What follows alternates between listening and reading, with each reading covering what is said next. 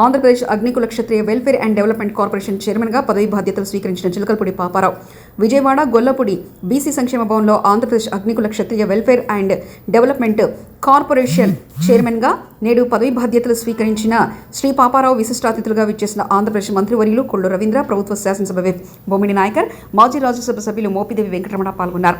అనంతరం జరిగిన చైర్మన్ ప్రమాణ స్వీకార కార్యక్రమం BC welfare department JMD Umadevi నిర్వహించగా ఈ కార్యక్రమంలో తెలుగుదేశం పార్టీ రాష్ట్ర కార్యదర్శి కొనకల్ల జగన్నాథరావు, బుల్లయ్య, గౌడ కార్పొరేషన్ చైర్మన్ వీరంగి గురుమూర్తి, అఖిల భారత పంచాయతీ పరిషత్ న్యూఢిల్లీ వైస్ చైర్మన్ జాస్తి వీరాంజనేయులు తదితరులు పాల్గొన్నారు. అగ్నికుల క్షత్రియ కార్పొరేషన్ కి మరి చిలకలపూడి పాపారావు గారిని ఏర్పాటు చేయటం అధ్యక్ష చైర్మన్గా, అలాగే 15 మంది కార్యవర్గ సభ్యులు కూడా ఏర్పాటు చేయడం జరిగింది.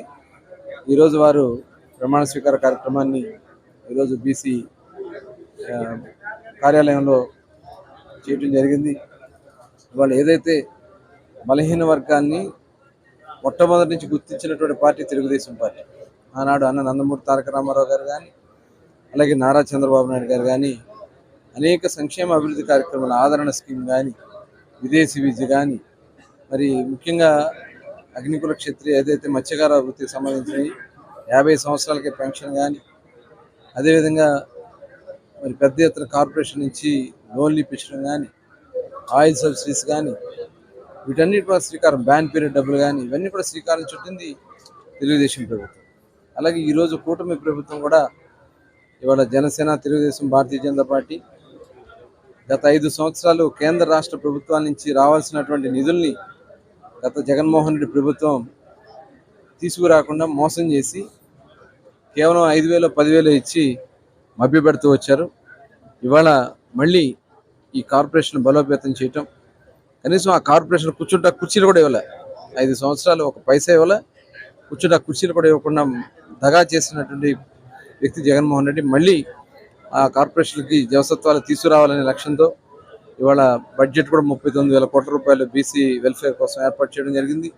కార్పొరేషన్ కూడా నిధులు ఇచ్చి ఒక కార్యాచరణను తయారు చేసి తప్పకుండా ఏదైతే వెనుకబాటుతనం ఉన్నటువంటి బలహీన వర్గాలన్నీ కూడా బలోపేతం చేయడానికి కార్యాచరణ చేసుకుని ముందుకెళ్ళబోతా ఉన్నాం. మరి అగ్నికుల క్షత్రియ కార్పొరేషన్ చైర్మన్గా పాపారావు గారు కూడా చాలా అనుభవం ఉంది. ఆయన కూడా సర్పంచుల సంఘ అధ్యక్షుడిగా మరి రాష్ట్రంలో అందరూ కూడా సుపరిచితులే. తప్పకుండా వారి ఆధ్వర్యంలో అగ్నికుల క్షత్రియులకి న్యాయం జరుగుతుందని చెప్పి తెలియజేసుకుంటూ వారి కమిటీ సభ్యులందరూ కూడా, కార్యవర్గ సభ్యులందరూ కూడా మనస్ఫూర్తిగా అభినందనలు తెలియజేస్తారు.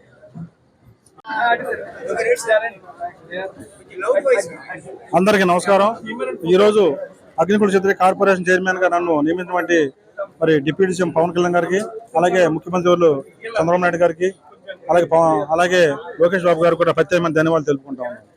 ఈరోజు ఈ సమావేశంలో రాష్ట్ర వైడ్గా అనేక సమస్యలు, ఈ బడుగు బలహీన వర్గాలకు సంబంధించిన అనేక సమస్యలు మా దృష్టికి తేవడం జరిగింది.